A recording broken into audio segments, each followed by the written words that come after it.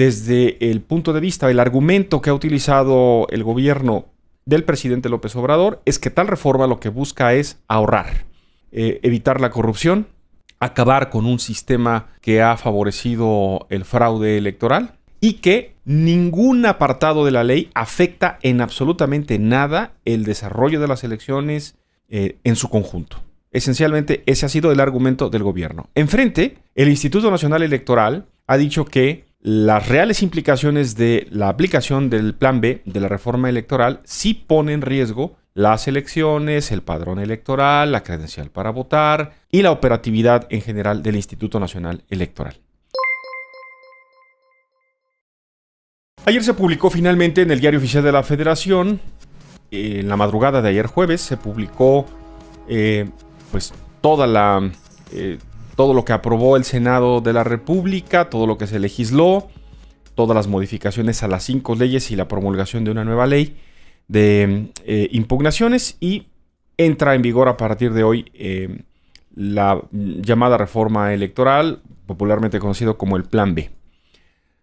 Sobre el tema, aquí lo analizamos ayer, pues hay esencialmente desinformación o hay muy poca información sobre los reales alcances que tiene. Lo explicamos ayer aquí.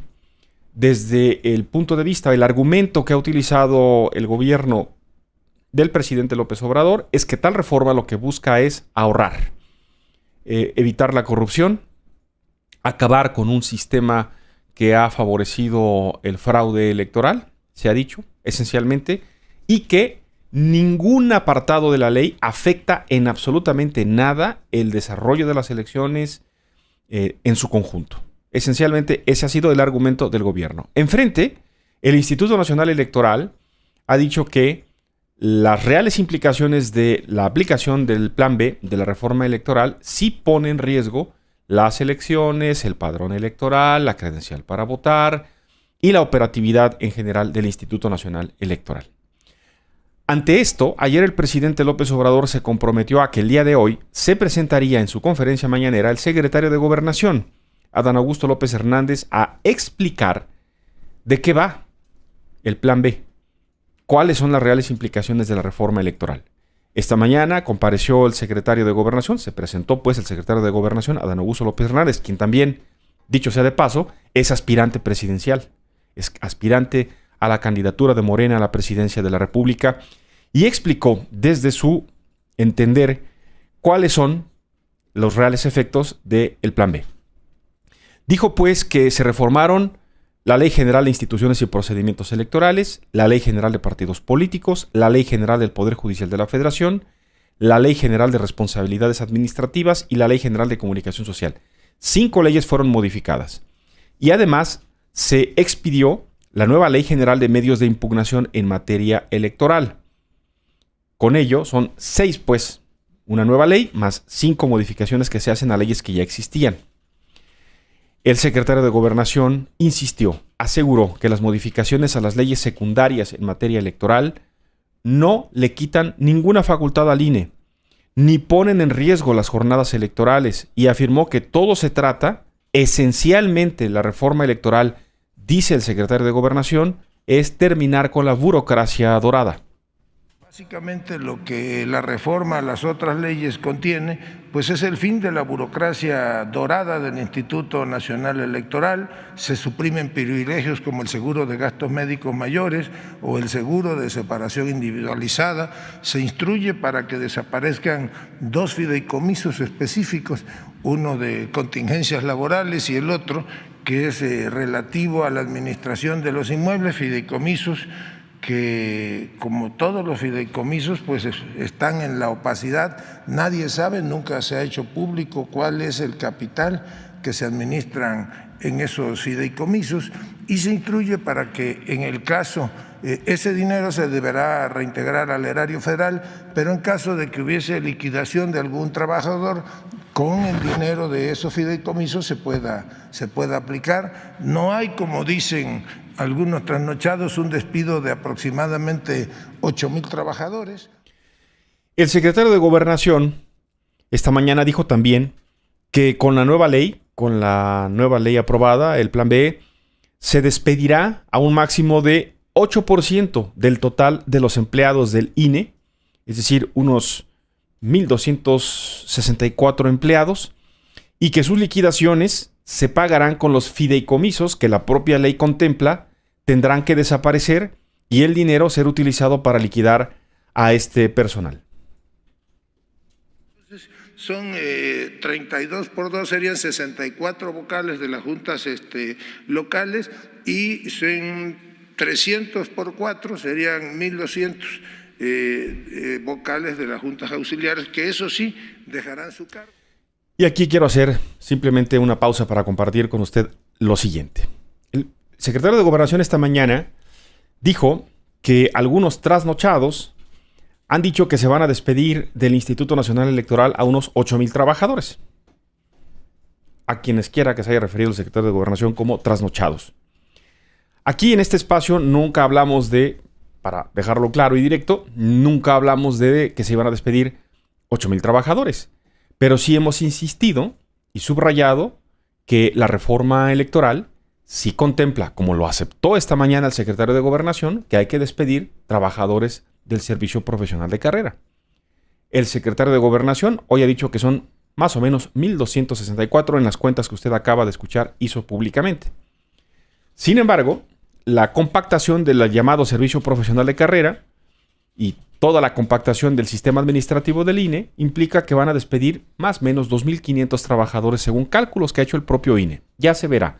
Tienen hasta el próximo mes de mayo en el INE para determinar cuántos trabajadores y quiénes van a ser despedidos y cómo se les va a liquidar. Ahora bien, hago este paréntesis y subrayo lo siguiente, porque el pasado 30 de enero, el propio secretario de Gobernación, Adán Augusto López Hernández, se reunió con los legisladores de Morena para, en el marco de la plenaria de la reunión previa al inicio del periodo de sesiones, y fue cuestionado en una conferencia de prensa sobre estos argumentos. Se le preguntó entonces, señor secretario, dice el INE que si se aplica la reforma van a tener que despedir trabajadores. Era 30 de enero, o sea, pues hace algunos días, ¿no? Esto fue lo que respondió el secretario de Gobernación, Adán Augusto López Hernández, el 30 de enero, casi un mes, pues. Esto es lo que decía, ¿eh? Mire, el único que va a quedar en desempleo, bueno, son dos, Lorenzo Córdoba y Ciro Murayama, es otra más de las mentiras. La reforma a las leyes secundarias no habla de despidos y habla de compactación de áreas administrativas por las que va a haber un ahorro de más o menos 5,000 millones de pesos anuales, pero no hay despido de trabajadores contemplada en la ley. Entonces, ¿sí o no? Ya quedó claro que sí, ¿verdad? Pero en su momento, cuando se presenta la información, el propio secretario de Gobernación dice una cosa y un mes después dice otra completamente diferente, que fue lo que dijo hoy en la mañana, y que confirma lo que se le estaba cuestionando en aquel momento, en el 30 de enero, que dijo que se trataba de mentiras. Y lo subrayamos aquí en este espacio porque justamente esta postura, esta posición de un funcionario de alto nivel que debería, a nuestro entender, explicar de la manera más clara posible realmente qué sí es cierto y qué no es cierto, qué es parte de lo que sí se va a tener legalmente que aplicar y qué no, desde el principio, y no este juego perverso de estar diciendo un día que son mentiras y un mes después decir que es verdad. Porque a eso se le llama realmente manipular la información. Eso es manipular la información. Porque al final, aun cuando les presentemos aquí en este espacio y tenemos cuidado de presentar los audios para decir, ahí está lo que dijo. Aún así, hay quien lo cuestiona. Y dicen que presentar la información así es actuar de manera tendenciosa. En fin, opiniones, simplemente para aclararlo. Ahora, aquí en Claro Directo MX atendemos con mucho gusto y en la medida de nuestras posibilidades, y subrayando y aclarando que no somos especialistas en temas legales y en temas electorales menos, atendemos la petición que nos han hecho ustedes para que expliquemos de qué va la reforma electoral, qué implicaciones tienen.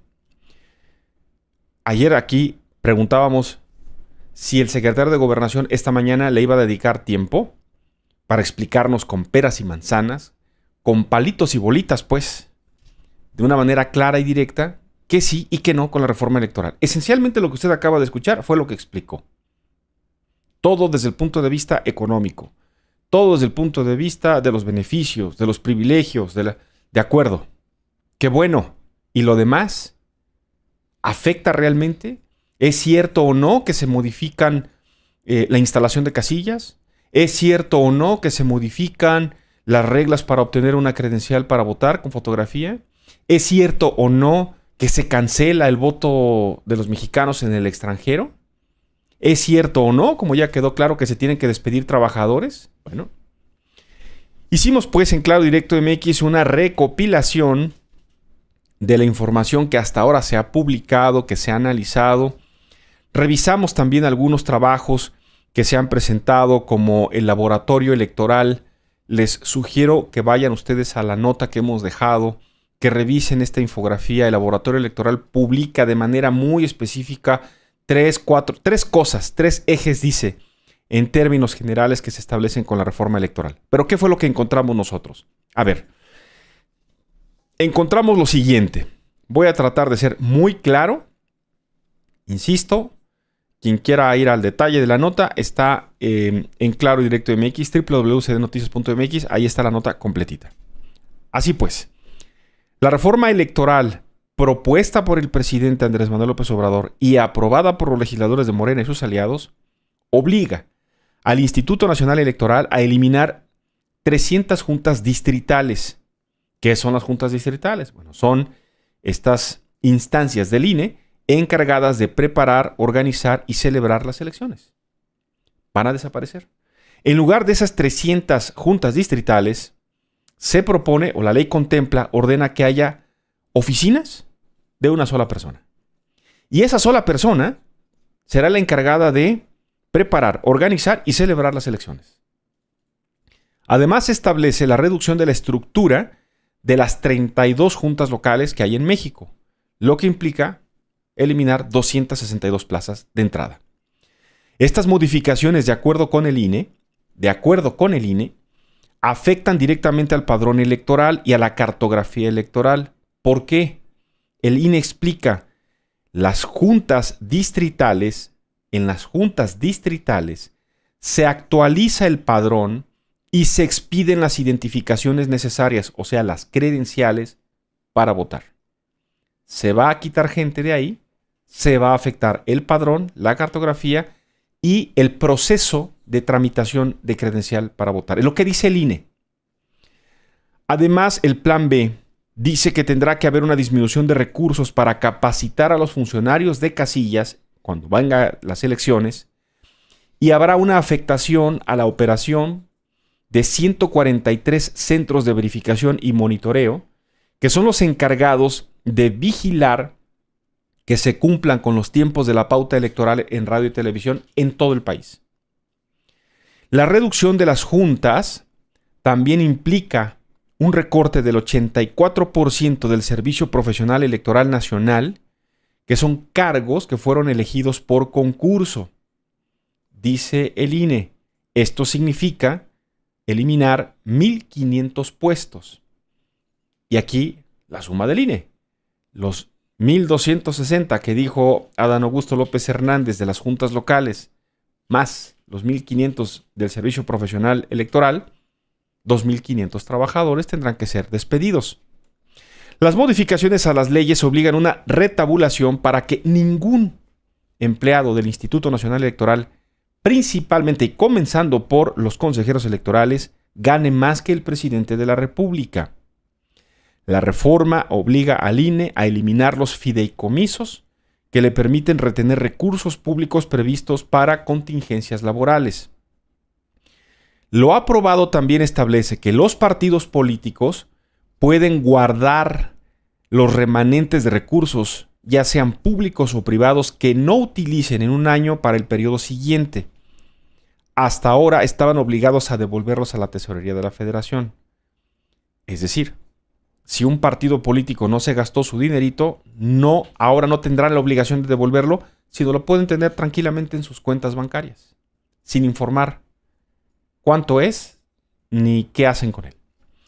La nueva iniciativa no modifica las facultades del INE para integrar el padrón y la lista nominal de electores, aunque sí plantea cambios a los procesos de organización electoral, cambia las fechas de inicio del proceso electoral federal, por lo que, una vez que ha entrado en vigor, el proceso electoral tendrá que iniciar el del 2024 en la tercera semana de noviembre de este año. También se propone modificar el proceso de cómputo de votos. Este es todo un tema. Actualmente, cada vez que hay una elección, en la casilla se tienen todos los representantes de los partidos políticos en la casilla tienen acceso a una copia del acta que se termina de firmar cuando se cierra una casilla y se contaron los votos. De esa manera, los partidos políticos tienen la primera prueba para que en caso de impugnaciones presenten como prueba la famosa acta. Bueno, lo que propone el Plan B es eliminar el acta, habrá un solo documento, desaparece el programa de resultados electorales preliminares, ¿no? Desaparece, aunque dijo el secretario de Gobernación que no desaparece, que al contrario, que ahora tendrán los resultados más pronto. La pregunta es, ¿cómo? Si cambia esencialmente la operación. Estas son las cosas que no se dijeron. Esta es la letra chiquita de la ley que no se difunde. También se propone que el registro de representantes de casillas por parte de los partidos políticos se haga 48 horas antes de la elección. Este es todo un tema.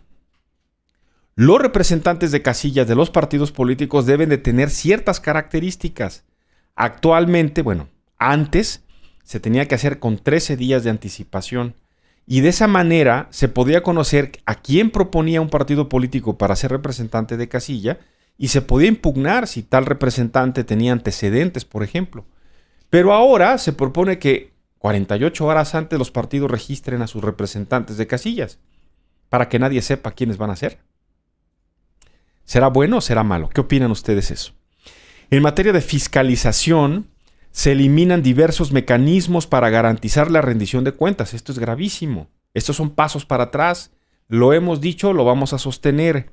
Se prohíbe suspender registro de candidatos por faltas administrativas, como exceder topes de campaña o ocultar gastos de precampaña. Son pasos para atrás. O sea, se les permite que puedan tranquilamente no reportar lo que gastaron en precampaña o rebasar los topes de precampaña, ¿no?